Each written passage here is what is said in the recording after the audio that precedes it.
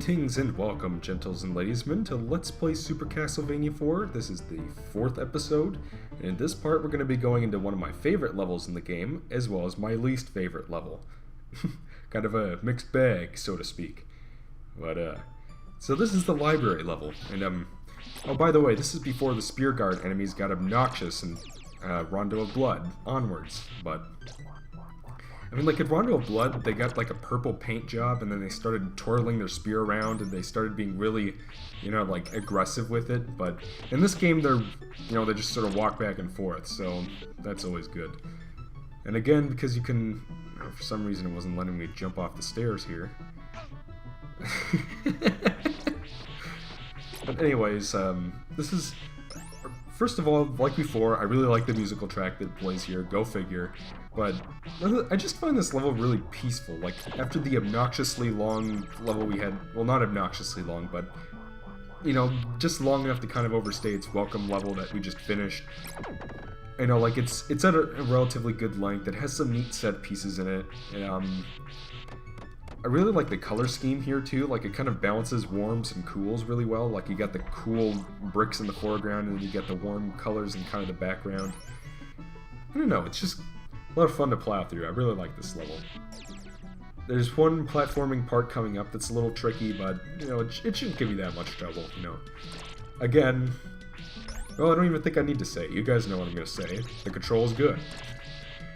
But, I guess another thing that's maybe worth talking about here is there's a certain reviewer slash Let's Play personality slash animator out there who is convinced that Super Castlevania 4 is not all that great, or at least not as good as the games that came before it, and his general argument is that just in the original NES games, they made some interesting level design choices that made the game a lot more nuanced than most NES games of their time. It was not about just kind of blazing through. It was more about planning your route and knowing where all the power-ups were and knowing how to use those power-ups to get around certain tough enemies and whatnot. And, you know, I agree. Like, it's one of the reasons why I think linear level design is kind of underrated. Because a lot of people are just like, oh, it's so linear, that's so terrible. But when you have linear level design, you can make something more nuanced and complete, you know. You're in for the same thing every time you play it, but, you know, like, if what you're playing is really fun and well thought out, then what does it matter if it's linear? Like, it's all about the platforming challenge. It's all about the experience of going through it. And while I do love games with non-linear game design, like Metroid, like Super Metroid, Metroid Prime, Prime 2, games like that, I love those games. They're so much fun to play, and I like them because they have elements of non-linear gameplay thrown into them. But, you know, at the end of the day, what you're doing is going through something very specifically designed. Like, before you can go and fight Omega Pirate in Metroid Prime, you have to backtrack out of the phase on mines to grab the plasma beam. There's a set order that you can grab these certain power-ups in, and you have to do that if you want to be able to beat the game. And, like, there are elements of linearity in any game, folks. It's just a little bit more pronounced in others. But to get back to what I was actually talking about, by the way, the fucking bats are kind of annoying here. They just keep popping up on screen. And so this person I mentioned earlier, they have like a 10-minute long review that probably explains it better than I can paraphrase it here, but, you know, in essence, they just felt that the level design in Castlevania 1 and 3 was really strong, and that by focusing so much of the game on Simon's whip in this game, by giving the sub-weapons their own button, by giving Simon mid-air jump control, by giving Simon the ability to whip and eat direct. By the way, this enemy is only in this room, and you never see it again. If it goes off screen, it just disappears. So that's kind of weird. I did have this one playthrough where I was unfortunate enough to fall down into this little area with it, and it was kind of a little tough to dodge, but if you just let it go off screen, then it's gone forever. But back to what I was talking about. So this person essentially feels that because Simon's control is so... the reason that... They felt that the reason why Simon couldn't change his jump direction in midair, and why he can only whip left and right, and why, you know, like, so much of his control was constrained. It was all about making the player think about what they were doing before they do it. And I can, you know, that's a fair enough point, I guess. It is... That's definitely something about level design, about good level design, is that you've got to really think about what you're doing. It's not just blazing through. Like, I played this game called Shovel Knight recently, which is probably my favorite Castlevania / Mega Man style game now. It's really good. Go check it out if you haven't played it. And a shout out to Game & Tank for, his review is kind of what convinced me to go check it out, but... And, you know, what was so good about that game is, like, I'm thinking of the, what was it? Not Tinker Knight. Whatever the French-looking one was, the green one with the propeller. Propeller Knight is his name. Propeller Knight stage was really, really interesting in that it kind of had a wind gimmick, but you kind of had to plan your route through the stage by knowing when the wind was going to go up and down so that you don't go headfirst into spikes and die. And, that was so much fun to play through because good level design is the kind that makes you think. It's the kind where it's not just like you move around and then it ends. It's so hard to describe something that's kind of subjective like that, but I feel like you guys know what I mean. So I can definitely agree with him when it comes to... I do agree that there was a lot of thought put into how the NES games were designed, but... You know, like, in essence... I more or less, obviously you guys can tell that I disagree. I like this game more than the NES ones. And I guess I feel like I'd rather have a game that controls really, really well. Oh, by the way, this is the worst level in the game. And I'm going to go on that for a little bit before I get back to what I was talking about before. What really... Okay, if I can say one positive thing about this level, I kind of like the music. I like the musical track, go figure. You guys can see that coming a mile away. You know that if I'm going to talk about a level that I like or dislike, I like the music in this game, it's great.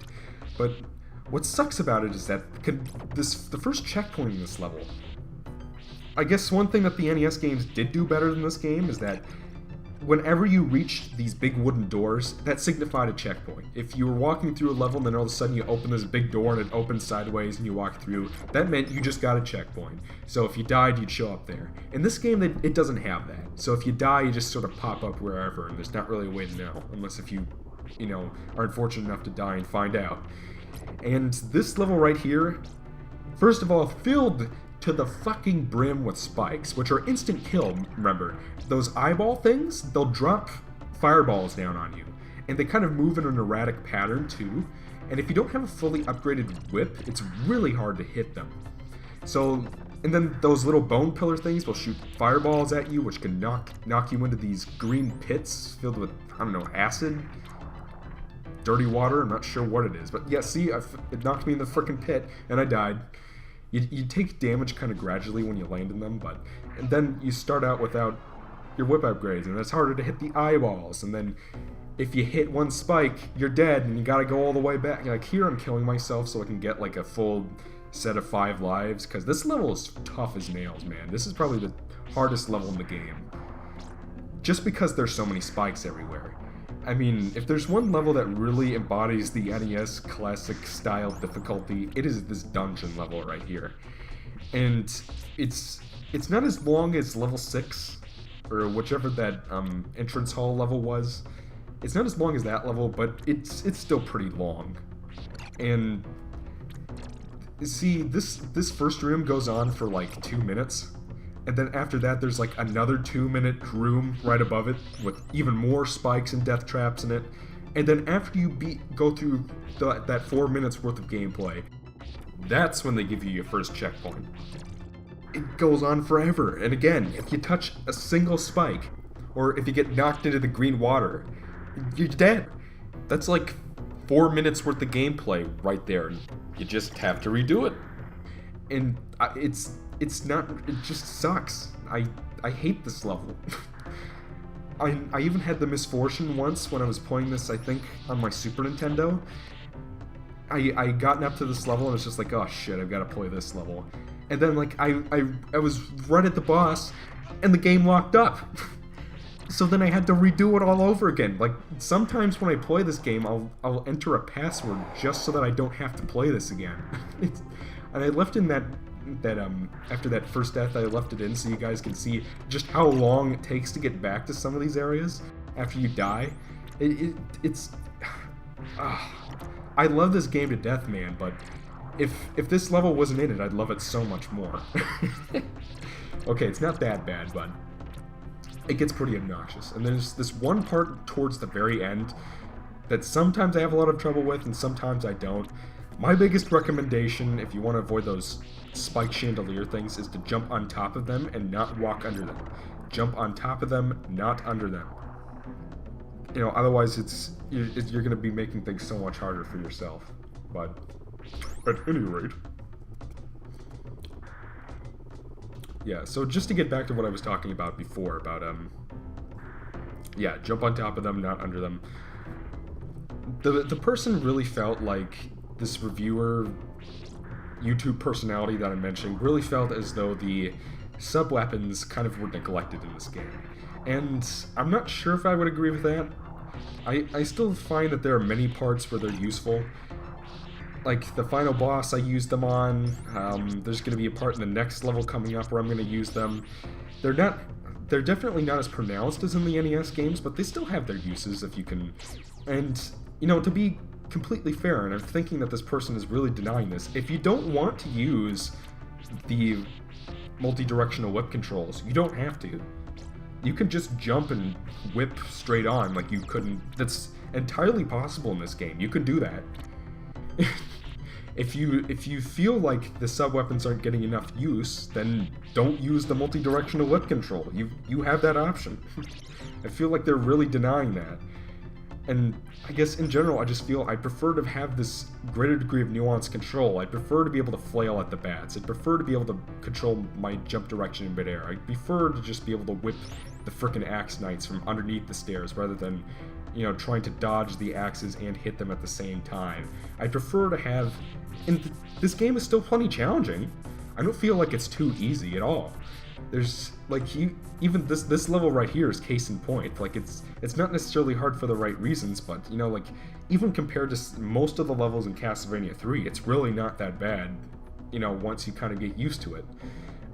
Then you have, like, frickin' level 5 in Castlevania 1, where you have to memorize where all the devil strikes, the lucky strikes are. You have to memorize where the holy water is. You have to memorize where all the little turret pot roast things are. Like, there's a difference between intelligent level design that makes you think, and something that where you literally have to memorize where a bunch of shit is, and then grab it all without dying once in order to be able to beat death. That's a huge difference, I think. And I feel like this game still has well thought out, well planned level design, while giving the player more control, and still, you know, well, you know, just, it balances things out a lot better, I guess. You have a lot of control over Simon, so there's no need to, but the game still feels challenging and still requires you to think about what you're doing, instead of just blindly rushing through. And, you know, like, honestly, if I had to make the choice, I would choose this over Castlevania 1 and 3. I would rather play this than play those two games, simply because I feel like I have more control over Simon. Those little eyeball enemies, they were in Castlevania 3 as well, and they were about as annoying as they were there. But the difference is here, you know, like, I can whip diagonal up at them as they're coming towards me, so I don't have to risk it again. And then here, I can do like this duck walk sort of thing. They go under these spikes. Whereas in, you know, it's just, I keep coming back to the same central point, but control. Control is what makes this game so much fun to play. If it weren't for that, it would, I know, I guess it'd be still be a little easier than the other ones, but it really wouldn't be much of an improvement. And the fact that they took some of these innovations out is kind of what makes Rondo of Blood and Bloodlines, in my opinion, not as good. And the less I say about Dracula X, the better, but this part is annoying as fuck. Those platforms will appear and disappear over and over again. If you miss, you die, you go back to the checkpoint. That's like 3 minutes worth of gameplay you gotta redo. I hate this part. Usually it doesn't give me this much trouble, and a lot of people say it's really easy, but for some reason the Let's Play curse was just really fucking me up here, and I don't know why. But, you know, again, be grateful that I'm cutting out the deaths, because I'm not very good at video games, so... and yet I have the nerve to complain about difficulty balancing and whatnot, but I digress. This is Frankenstein, or the creature, rather. I should be more proper to the original name. He's pretty frickin' easy. Much easier than he was in the first game, or I can't remember if he was in the third game. Probably, but basically what he'll do is he'll throw potions at you. Pretty easy to dodge. He takes damage really easily. Again, this game's a lot more generous with hits. You don't die in 4 hits. You have a life bar that actually works.